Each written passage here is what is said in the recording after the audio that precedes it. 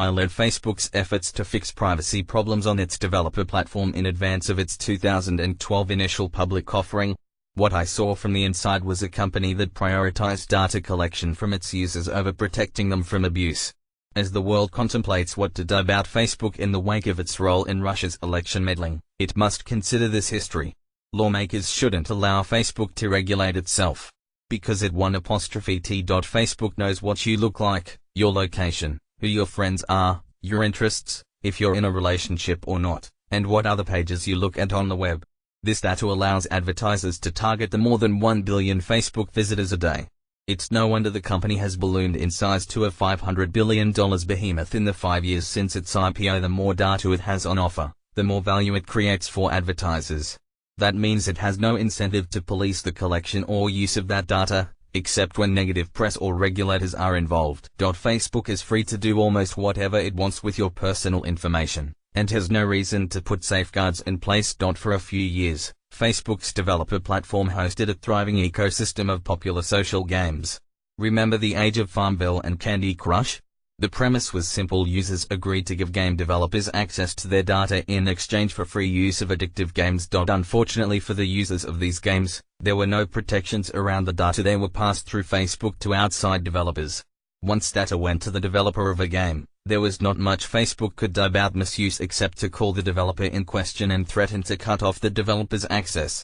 As the IPO approached, and the media reported on allegations of misuse of data, I, as manager of the team responsible for protecting users on the developer platform from abuse of their data, was given the task of solving the problem. In one instance, a developer appeared to be using Facebook data to automatically generate profiles of children, without their consent. When I called the company responsible for the app, it claimed that Facebook's policies on data use were not being violated, but we had no way to confirm whether that was true. Once data passed from the platform to a developer, Facebook had no view of the data or control over it. In other cases, developers asked for permission to get user data that their apps obviously didn't need, such as a social game asking for all of your photos and messages. People rarely read permissions request forms carefully, so they often authorize access to sensitive information without realizing it. At a company that was deeply concerned about protecting its users, this situation would have been met with a robust effort to cut off developers who were making questionable use of data.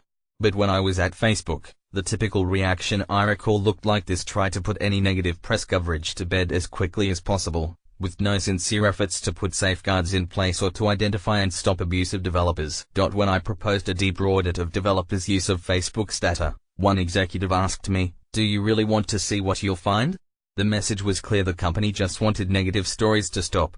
It didn't really care how the data was used. When Russians decided to target Americans during the 2016 election, they didn't buy TV or newspaper ads, or hire a skywriter. They turned to Facebook, where their content reached at least 126 million Americans. The fact that Facebook prioritized data collection over user protection and regulatory compliance is precisely what made it so attractive. Now the company is arguing that it should be allowed to regulate itself to prevent this from happening again. My experience shows that it should not. Facebook's chief operating officer, Sheryl Sandberg, mentioned in an October interview with Axios that one of the ways the company uncovered Russian propaganda ads was by identifying that they had been purchased in rubles. Given how easy this was, it seems clear the discovery could have come much sooner than it did, a year after the election. But apparently Facebook took the same approach to this investigation as the one I observed during my tenure: react only when the press or regulators make something an issue, and avoid any changes that would hurt the business of collecting and selling data. This makes for a dangerous mix: a company that reaches most of the country every day and has the most detailed set of personal data ever assembled, but has no incentive to prevent abuse. Facebook needs to be regulated more tightly, or broken up so that no single entity controls all of its data. The company won't protect us by itself, and nothing less than our democracy is at stake.